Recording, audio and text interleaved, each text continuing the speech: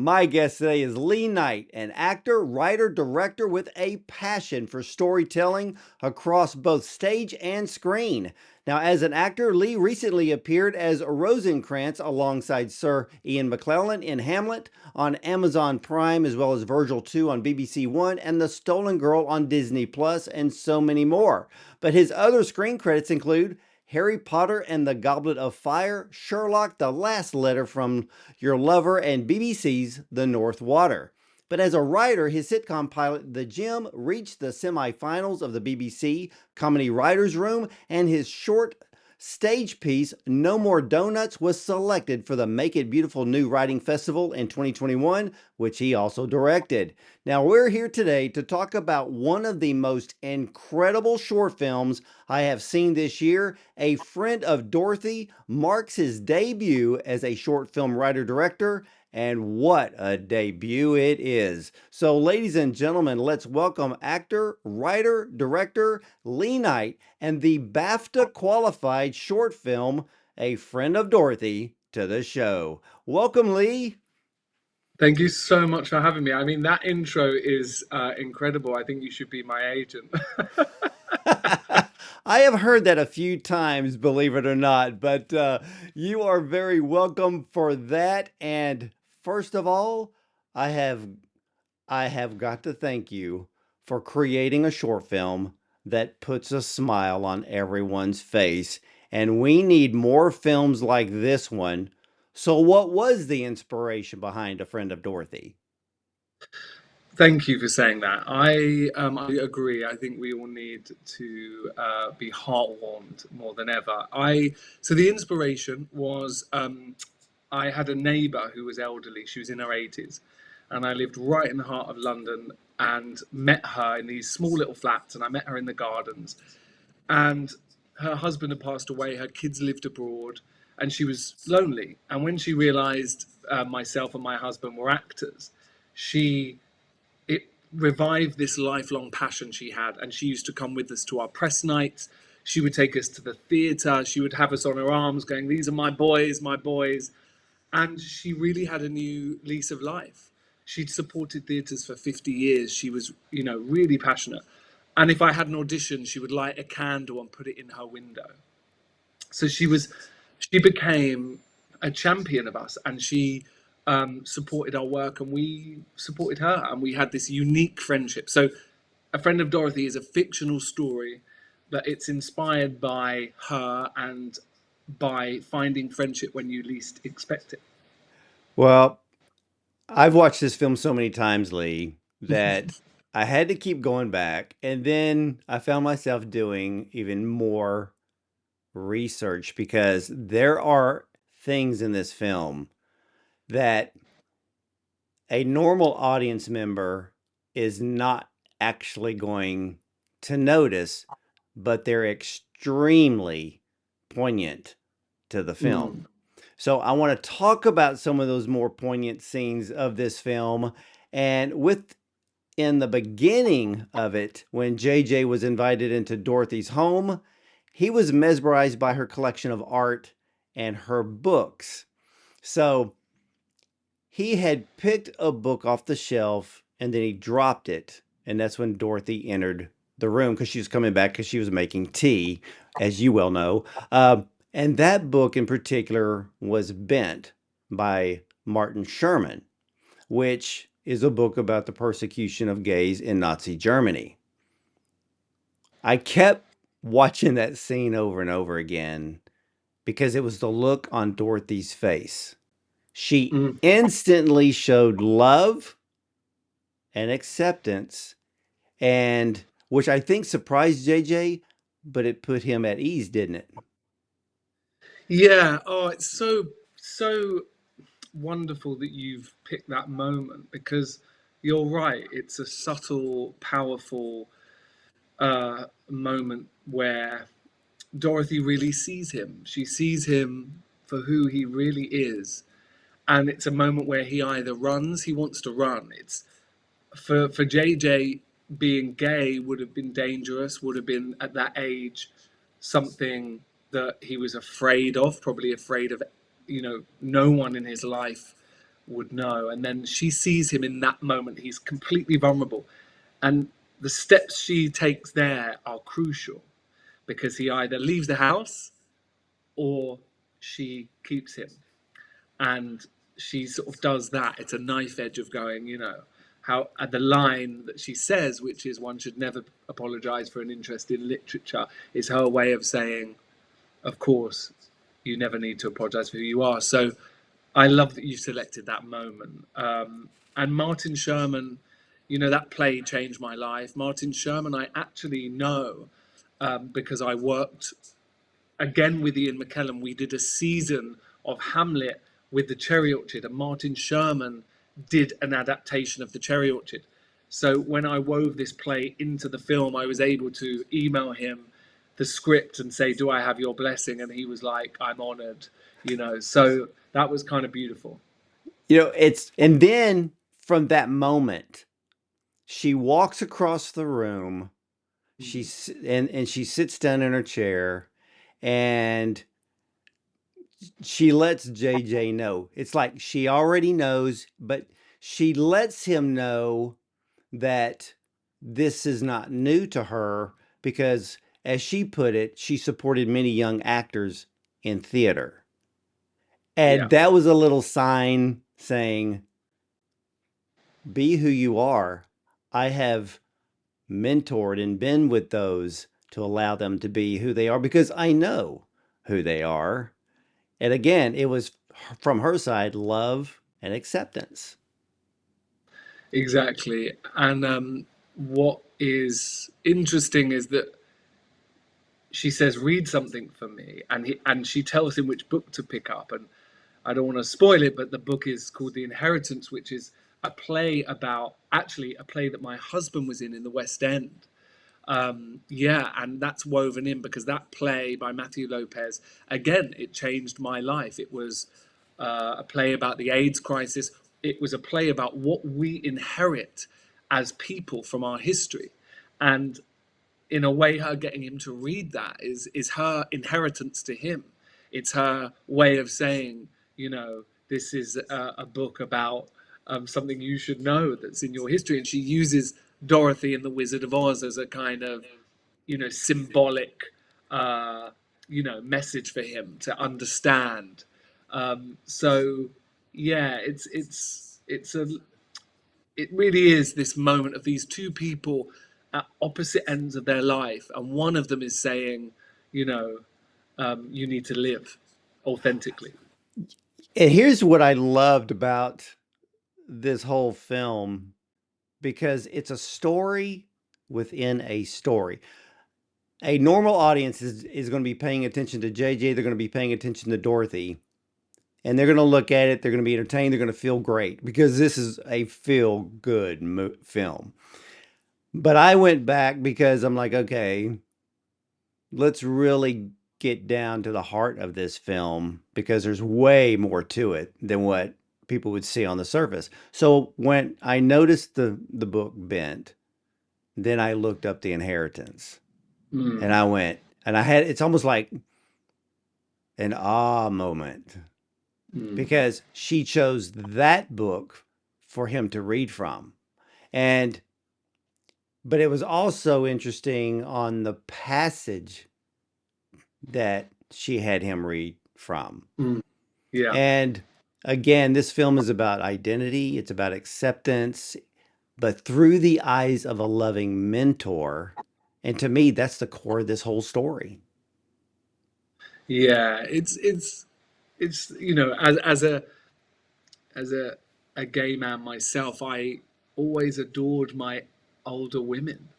And I think that it's not just gay men, it's anyone, but I think that there is something about safety. There's something about safety, and I find that everyone needs a Dorothy. And yeah, it's about acceptance in that moment. And the play is, funnily enough, as you've mentioned that, I just remembered that even though my husband was in the play, and the play was a very big part of our life because it went to Broadway. It was 7 hours long. It was two parts. But I actually auditioned for the West End run when it transferred, one of the actors didn't go with it to the West End because he got a huge TV job, and I actually was was meant to audition for the role that spoke those lines that you just mentioned about when he says, "Oh, I can't even remember now," but it's so hard when he reads that passage. I actually auditioned for that, but I just landed this other job, which I took. So it's funny. I just sort of remembered that then. So there's a What lot of woven things in it. there is, and when when I looked up The Inheritance, and I went, ah, because Mm. one of my favorite movies is Dallas Buyers Club. Yes. Um, Yeah. and because I have a doctorate in health, I know what the 80s were like. Mm. And so I knew when the story was broken by Rolling Stone magazine, and then that whole next decade. And so, you know, I get it. And I even had a mentor, and she was, gosh, I'm trying to remember how old she was when she passed. She had to be late 70s, but you know, we'd have lunch. I would learn from her, and it's just, I think a lot of people in this world lack mentorship. Yeah. And I think what this film does, Lee, is I think it's going to cause the younger generation. I pray that it causes the younger generation to see those around them that have far more knowledge and experience, and then in a way seek them out and to befriend them, because Dorothy was befriending JJ didn't really know at that immediate time that he was going to be befriending Dorothy, and then you move the whole Yeah. story together. Yeah, absolutely. Because there's also this element of him arriving thinking, I'm in this mad old woman's house who, is squeezing my arm saying, "Oh, you've got muscles of steel. And can you open these tins of prunes so I can go to the bathroom daily?" And then he's probably thinking, which a lot of young people would, what could we have in common? And suddenly they connect over one thing, one moment they connect. And that's the idea of never knowing who might change your day or your life. Really, you know, who might just change your life if you are open to it. And I think that's really powerful. And I also think, you know, he learns a lot from Dorothy, but also look what he does for her. Look what him seeing her in return does, and how he then serves her and doesn't disregard her because of her age. He becomes her best friend and loves going round every day. And I think that is also so wonderful that you can learn from each other. I mean, the person that it's based on, just going into what you said about the AIDS crisis in the 80s. I wanted to touch on that in the film in the most subtle way. And funnily enough, you found it. You found it by researching. So because it's not there for all to see. It's if you want to know about the play, if you want to research. And it is about inheritance. And I love that about what we inherit through generations. What she's giving to him is this inheritance of knowledge by just giving this play, by a story. Look what we can pass on and understand. And I remember I got a audition for a play that I wasn't sold on. This was years ago, and I went round Shirley's, who this is based on, and I sat there and said, I'm not sure what to do. And it was a play about the Holocaust. And she sat there and she told me stories about that she had to hide gay men in her garden during the war. And she was like, "You have to tell this story. It's like your duty." And I ended up doing the play, and I ended up getting nominated for some little award. But I remembered that her passing on that knowledge to me made me take the job. it made me understand the severity and the importance of the message, and I ended up doing it because of her guidance, you know. Yeah, there's when Dorothy tells JJ and she mentions the word hobby. Mhm. You know, I've heard this saying for years, and it is as wrong as rain when people say, don't turn your hobby into a career. That's Yeah. false because a lot of people don't realize that sometimes what they think is a hobby at the moment is actually their calling.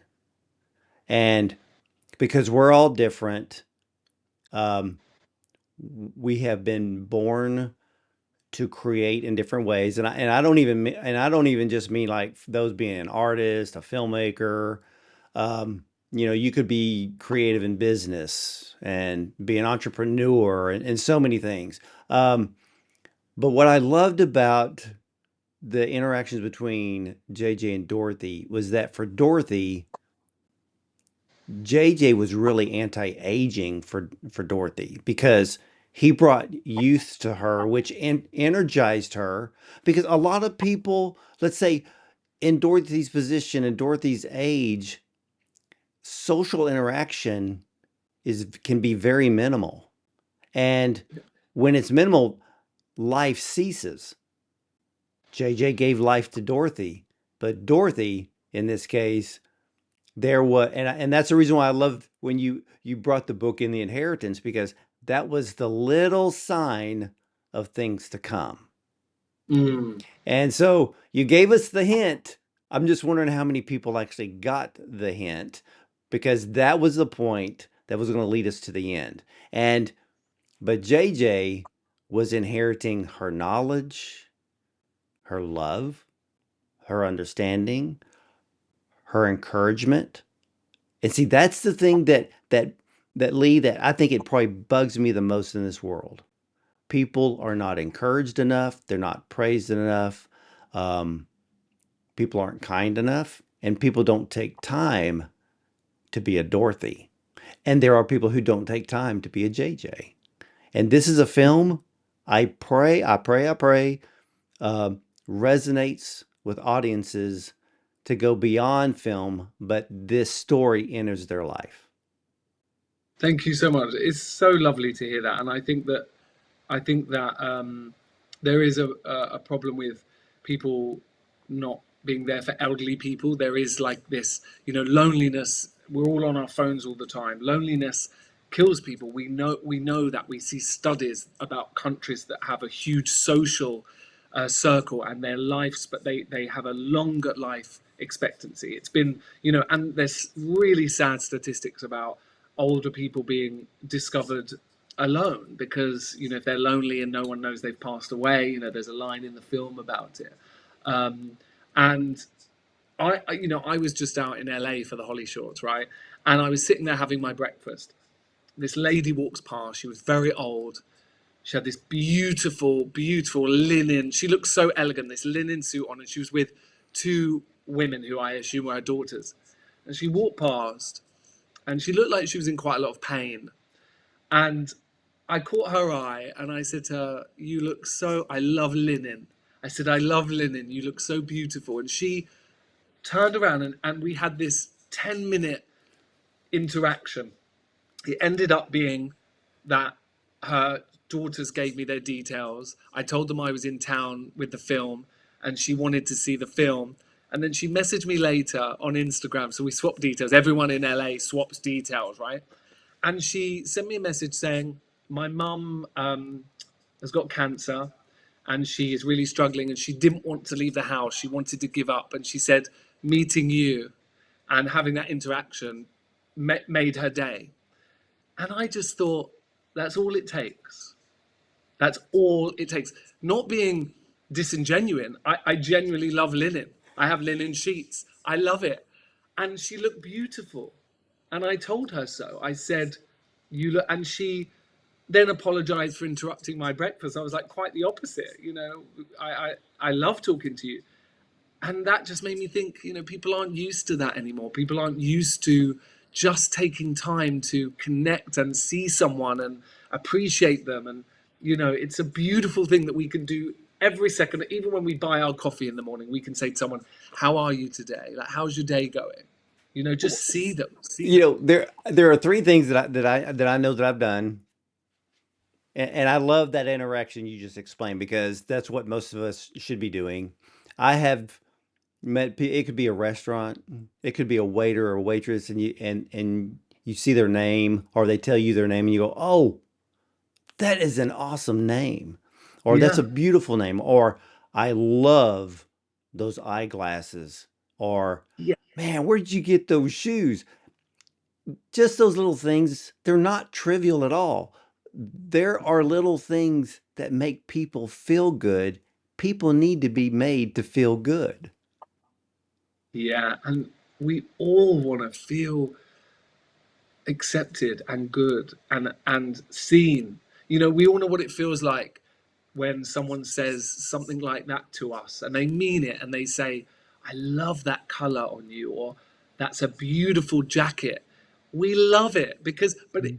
if someone's being genuine, we're not talking about not being genuine, we're talking about being honest, being open and honest to what's around you. We say it about nature. We say, "Oh, look at that beautiful sunset." Why can't we say to someone, I love what you're wearing." As long as we're being honest and genuine, it's you never know who you're going to meet and what's going to come back for you. I really think that, and You know, this film is that for me. well, there's I don't know if you've ever heard the term, but or you most likely have, where we would say, there's angels unaware. I've never And heard that term. and where you have an interaction with somebody and you go back home and it moved you and you keep thinking about it, you're like, were they? Because it's like sometimes you meet somebody and then all of a sudden you turn around and you're like, where'd they go? But sometimes you hear a word, sometimes they will say something to you and it sticks and you're like, was that a message? It's like people say, if I see a if I see a cardinal land on my Mm, window, um, it's a message that everything's going to be okay. And yeah. and I think we live in a world. I think we live in a very spiritual world, and that interaction you just talked about goes to the scene in your film with when Dorothy and JJ they're sitting there, they're close together and she says, "My body may be failing me, but my mind, you've made it live again. And you were the first person to truly see me." Every single person on this planet, we are we are called to see others. Mm. And others are brought into our lives um to let us know that we are seen. But I feel so sad sometimes because a lot of people never get that interaction. Yeah, I agree. I think that we all want to be seen and we all want to connect, and that's why we create. We create to be understood. We create and tell stories to find connection with others and help understand things that have gone on in our life. That's why I write and create, because as an actor as well, we always want to use our work to kind of figure out life and figure out what things mean to us. And there's a funny story I'll just tell you quickly about when we filmed that moment, because in the film, one of my favorite moments, I'm still blown away by what the actors do every time. But there's a moment where Dorothy says, the line you pointed out, where she says, perhaps you are the first person ever truly to see me. And when we were on set, Miriam was going over her lines. And I never wore my cans. So cans, for people who don't know, are the headphones. And I never wore them, but we were sort of in a rush. We had very little time to shoot it, and it was a big monologue for Miriam. And I thought, I'm going to go to the bathroom, and I'm going to put my cans on because I could hear her rehearsing, and I wanted to help her with her lines if she got stuck. And while I had my cans on, I disappeared and I heard her say to herself, first person ever, but what about her husband? She was saying this to herself. She was like, what about her husband? So when I came back down the stairs, I walked up, we're about to shoot, and I said, oh, Miriam, I was eavesdropping when you were rehearsing. And she said, okay. And I said, you seem to be asking a question about being seen for the first time, but she had a husband. And she said, yeah, what are you saying? Do you not think her husband saw her? And I was like, I'm going to leave that with you. And she sort of thought about it. And then when we called action, when she, this is an actor, this is a, this is the beauty of a wonderful actor, is because when she shot it, she allowed the notes, she allowed the thought to drop in, and you can see her in the moment figure out that her husband maybe didn't quite see who she really was. And I just think that is a moment on the screen that will always blow my mind because of what I can see her figuring out in the moment. An actor at work. It was just beautiful. Well, JJ, the moment she finished the line, there was that pause and he goes, "You see me." And Oh my my! eyes, Lee, my eyes filled with tears, and that scene between the two brought the two books together. I know. I literally was just so I've been seeing the film on its tour of LA, and I was in Indiana and Bulgaria. Very lucky that we're sort of on this little tour, as you can say, and different audiences, but Americans just seem to, everyone loves it, but it's Americans, and I what I loved about being in LA was they were so vocal that we went from like hilarity, laughter like you wouldn't believe, and then you can audibly hear people crying, and I was like, oh my goodness, it was yeah, it was kind of wild, and I love that we've achieved that in a 22-minute film. That you go on a journey with these two people, an entire journey. Yeah, it's this film deserves an Oscar buzz. And I'll just keep it there. But I'll keep it there for the Very moment. But first, how did you come to cast Miriam uh Margolyes as part for the part Dorothy? Because she was perfect. well. It's amazing, and I'll tell you why. Because I wrote it for her, and I wrote it for her before I met her. And I remember I was doing Hamlet with Ian McKellen. We were in lockdown. It was in Windsor. I was staying at this little cottage, and I had this idea. Shirley was still alive then, and I missed her, and it was a lonely time for elderly people. It was COVID, right? So I started writing, and it just really helped me to think who would play this because it's such a specific age group. There are not enough women. There are not enough female roles, but there are not enough female roles for women of that age. They're just not. And I thought, who would play this? And what was so wonderful is that as I was writing, it became this amalgamation of Shirley, this based on this, inspired by this person, but then Miriam. So I actually wrote it in Miriam's voice. And what happened was I then had it sitting on my laptop for a while, and I have a friend who's this older actress. She's a dialect coach in the business, and she said to me, we were talking, and she said, "Oh, I'm going around Miriam Margolyes because she's signing this charity merchandise for this charity."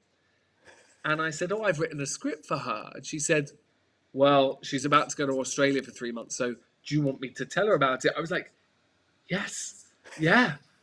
So she literally messaged me from Miriam's and said, it just went, "Lee, quickly, here's Miriam said, send it." So apparently she was completely blown away that I wrote, that someone had written something for her. She read it and literally replied an email saying, 100% I'll do it. And then it became about availability. We had to wait. We had to wait. She's so busy. We had to wait. And there were moments where I said to Miriam, I said, I don't want to pester you, but are you in? Because if you're in, I'll wait. And she said, "Oh, oh, I'm absolutely doing it. But if you want to do, I don't know when. So if you want to move on, I said, no, no, no, Miriam, there's no one else. Like, I'll wait. If we wait 5 years, I'll wait. And she said, okay. And then her agent called me one day and said, "Hi Lee, I've got Miriam's diary," and I just everything just froze. And I said, "Okay." And she said, "We're proposing February. How about February?"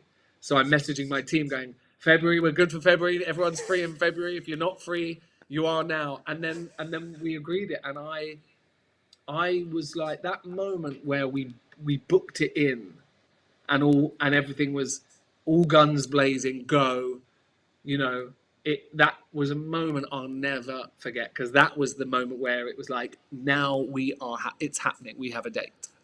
That's the thing I love about filmmaking, especially short films. It's that one little piece that once it happens, everything comes together so quickly and then you go for it. And Yep. so I love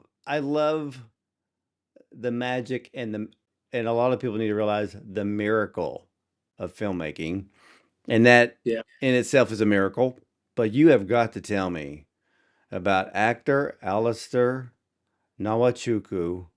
Yes. Um, Phenomenal in this film.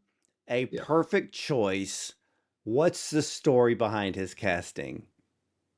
Well, he was the only person we auditioned, because um, Oscar, who plays Scott, funnily enough, I used to sit on the audition panels for drama schools, and I auditioned Oscar Lloyd, and years ago, and put him through the audition panels, and then I became his professional mentor, and now he's just. I mean, he was the lead in Stranger Things in the West End. He's doing amazing. But then I was able to say, to my producers, I'm like, he is the person for the part.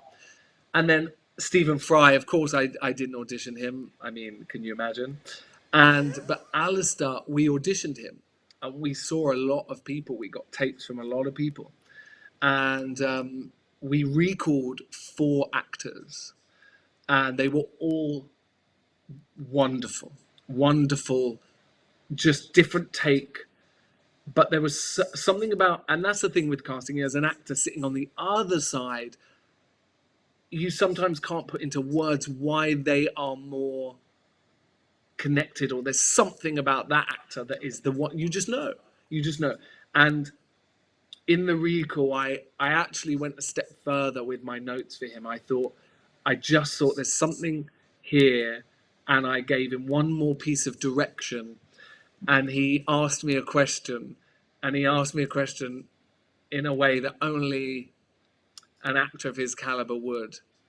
And I straight away said, "That's exactly what I mean." And then he did it again, and it was magical. And I actually had to keep calm, because in the room, I could hear my producers crying, and I was like, I wanted to jump up and say, yes, it's yours. But I had to be very professional, just and keep calm and say, "Thank you so much. Thank you. We'll be in touch."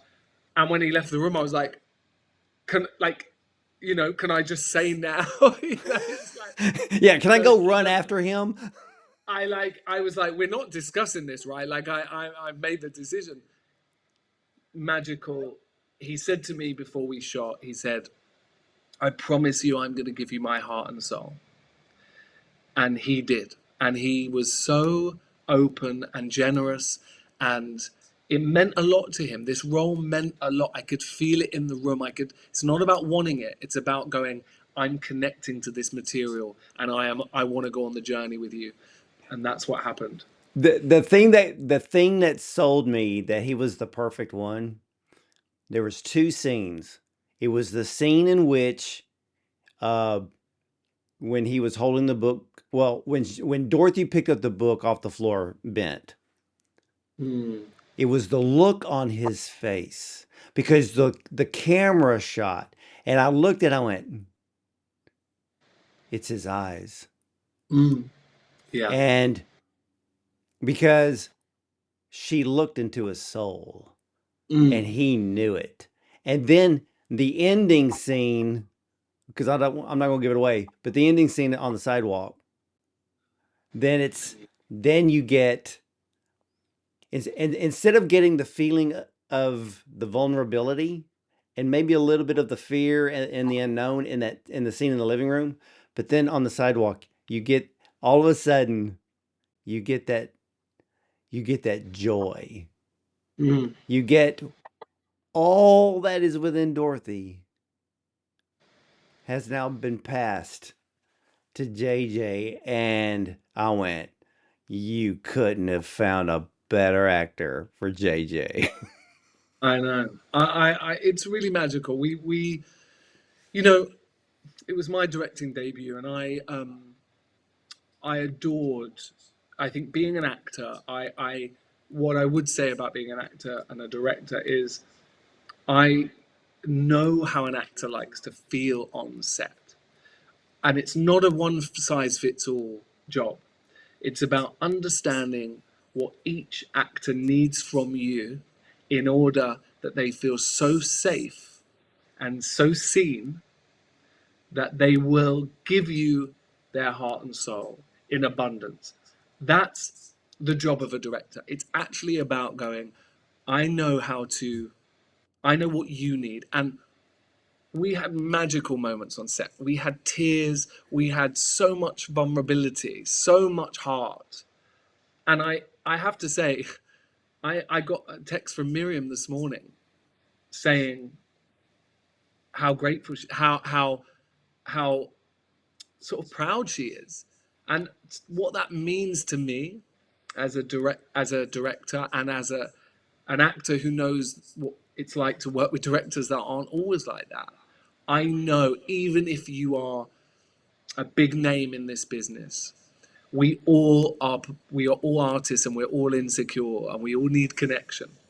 And actors are still very vulnerable. Doesn't matter who you are.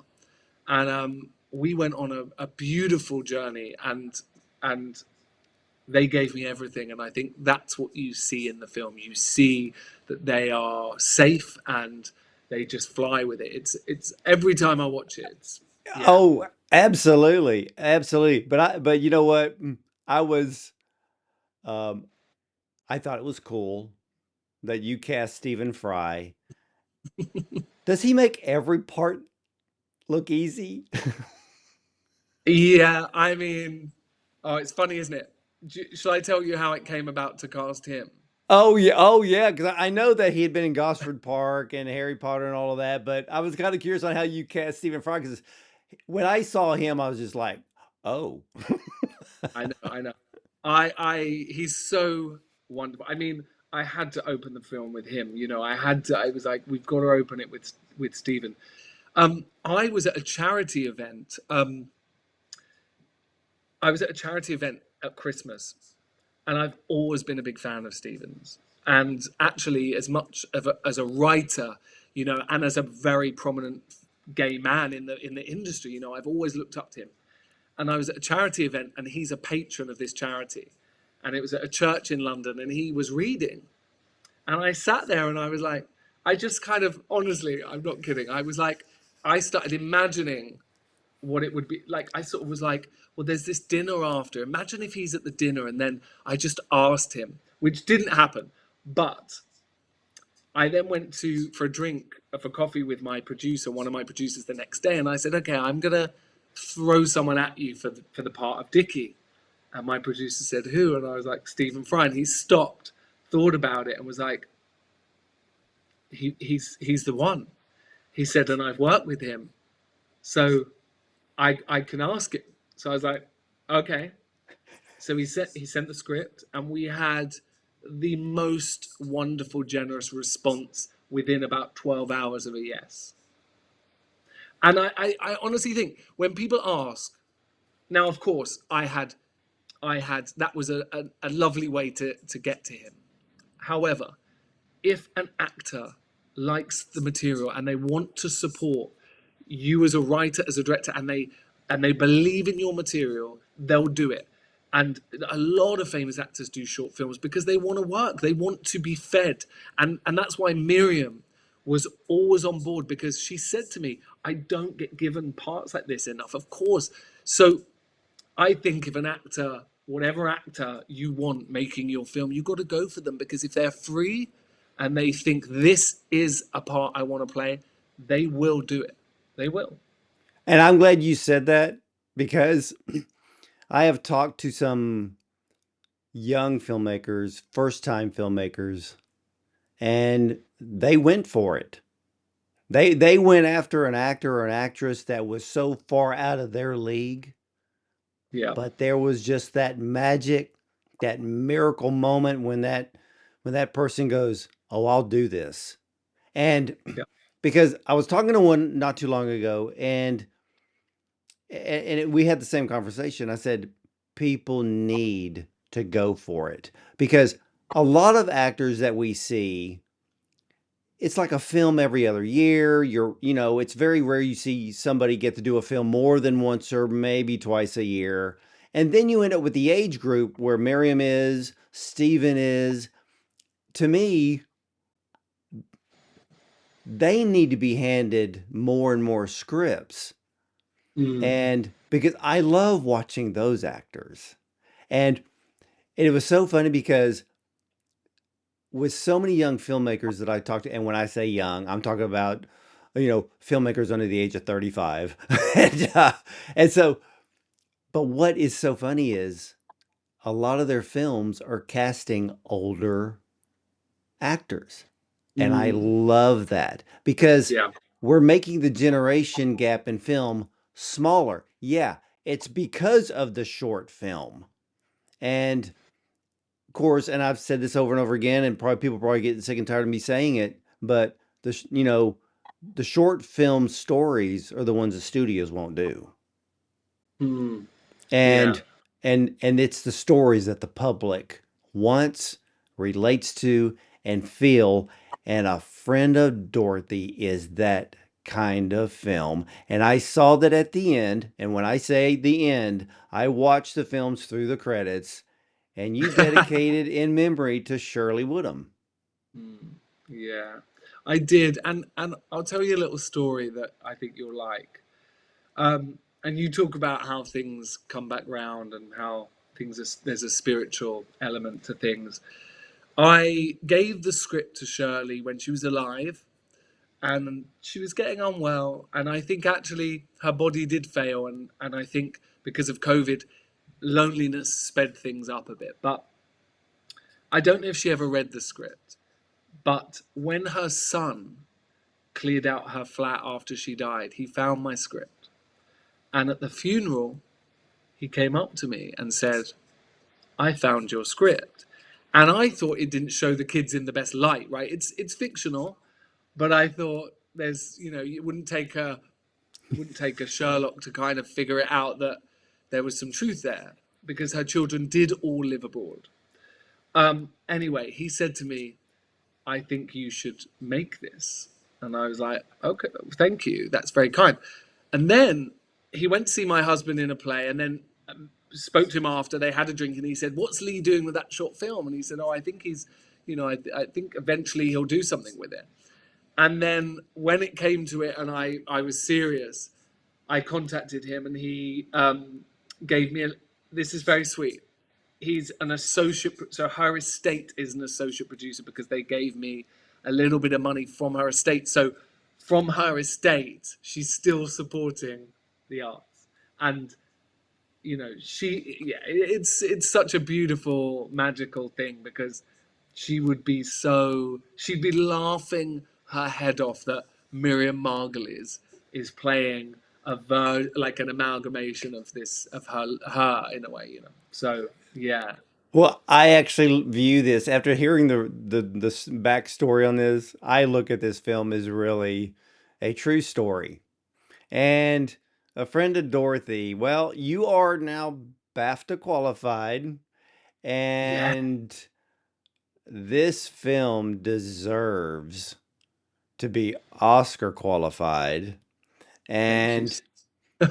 And and I and the thing is this, I see hundreds of short films. I bet. And I've talked to people in the industry, I've talked to people in the academy. We all know there's this.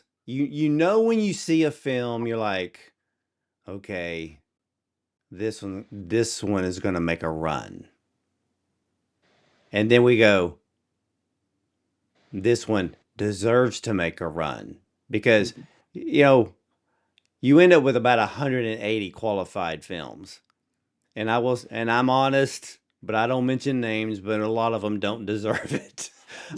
So, and this film, Lee, I only know of I know of five films that I've seen this year that deserve to be shortlisted and deserve to be nominated. And A Friend of Dorothy is one of those films. And Nominated. did I tell you as well? Did you know I just won Best Director at Holly Shorts? Yes, I know. I was a jury member. Oh, well, thank Yeah, yeah. My I my didn't know. inbox is so full of Holly shorts. It's kind of hard to explain. But yeah, I didn't get to go because of my filming schedule. But I was a jury member. But yeah, you know, I know my category that I voted in. Okay, okay, we'll leave it there. Are we Yeah, recording it? Are we recording? yeah. We're still recording. Great. Okay. Yeah, and but this this is a film that checks off all the boxes. And this is a film that I know for a fact, and you've already seen it. Audiences just literally fall in love with it. And what? So let me ask you this: what do you get asked most about it? How did I get Miriam Margolyes? Or Out of everything. Yeah, out of everything. That's the first thing they say is she just as we'd imagine? And I say, yes and more. Yes and more. She is wonderful. Wonderful. We had a incredible time. And then they talk about Alistair. They do say, how did you find that young man? They are the two questions which you've asked. well, yeah, I mean, yeah, absolutely perfect casting in this film, and you do things you wrote, you directed this film in a way, and you bring things that I love to see because I have the luxury, the thing that I feel sorry for about audiences sitting in a theater is they can't turn around and yell up to the film guy and go, "Could you play it again?" And because I get to sit and I get to watch them over and over again, but I get to sit there and pause. I get to Yeah. sit there and ponder, and then I go on another computer and I'm doing research going, okay, that means something. And that's when I noticed Bent. That's when I noticed the inheritance. And I went, okay, these are two major connections. They were not just placed there out of the clear blue. And there was a reason why Dorothy goes, grab that book in the center. And so Mm, when I looked up their meanings, I went, wow. It's a yeah. you you basically created two films, put them together, and you overlaid them. That is the magic of filmmaking. And I will just say, um, A Friend of Dorothy is simply the brilliance of Lee Knight. Oh my goodness. You are, that's, thank you. It takes a mountain, you know, it takes an army of people. Like, really, I was supported by a team, my producers, my DOP, Ness White, who, you know, was magic. It's all about collaboration. Again, it's about seeing everyone on set, seeing that this is absolutely everyone's job to feel that they're making magic so that the actors then deliver that on screen. Everything you're seeing from the actors is because of an entire crew and company. You know, if your director is coming on set and dictating a certain mood, that is the mood of the day, right? It is everyone is a part of what we've achieved, and I just, my goodness, I'm so lucky to have the support really in me. And yeah, I have yeah, it's incredible. It's incredible. Well, So thank you. you're very, very welcome. And ladies and gentlemen, Lee Knight's A Friend of Dorothy is one of the most beautiful films I've seen this year. And I don't mean the cinematography, I mean the story and the acting. You can feel the love coming off the screen when you see the wonderful Miriam Margolyes, a veteran of theater and the silver screen, and her portrayal of Dorothy is so natural you want to adopt her right on the spot. She brings the element of love, acceptance, and a mentoring spirit, attributes we need to receive and to start giving to others. We all need to be Dorothy's. Now, Alistair, well, he plays JJ, a somewhat footballer, but whose hidden desire to act comes forward when Dorothy starts to feed the little seed inside him. She fertilizes it and she's the potential, and I'm not going to spoil the ending, so you'll have to see the film for yourself on how one person can make a difference. A Friend of Dorothy is the type of short film that the BAFTAs and the Academy love. It's heartwarming, endearing, and most of all, leaves a lasting impression on the audience to be better people. Lee, thank you. And I want to give a quick shout out to Max Marlowe for sending me the screener so we could talk about this incredible film. And again, one of my absolute favorites of the year. Thank you so much. No, my Max Marlowe and my other producers, James Dean and Scotty Fotre, they'll be watching, and we're Team Dorothy, and they're amazing. So thank you for that. You're very welcome. And I know James. I've interviewed James before, and I think I'm going to have to get Max on the show sooner or later. Yes, and I think James produced something. I believe you, creatures great and small, all creatures. That's that James Dean. He told me to mention it. Yes, Oh that my James. gosh. My favorite TV show of all time, All Creatures Great and Small. I have been watching the last 5 seasons so much because I'm waiting for season 6, which I believe is about to be released here in the next week or so. And my whole family, we're literally just waiting for Alpha. that. And and it's so funny because I know Chris Overton, there's Rachel Yes, Shenton, yes. so it's a small world, It's a but small world. a, Yes, a small absolutely. world, but absolutely, I cannot believe. Every time I watch All Creatures Great and Small, and I see the name James Dean, I go, that can't be the same one that I've interviewed before. Yeah. So, but hey, now I need to get the cast of that series on this show because that'll be one of Yeah, my speak to bucket lists. James. Speak to Yeah. James. Yeah, yeah, yeah. He's a magician. He'll make it happen. Hey, Actually, well, don't hold me to that, because if he can't, he'll blame me. I know. Oh, I know how all this. I know how this works. It's like I tell people, I love publicists, but I have a problem with agents. So, Yeah, yeah. but Oh, Lee, again, thank you so much, and much continued success to this film, A Friend of Dorothy. And Academy members, if you're watching, I don't know what you can do, but you better make this one.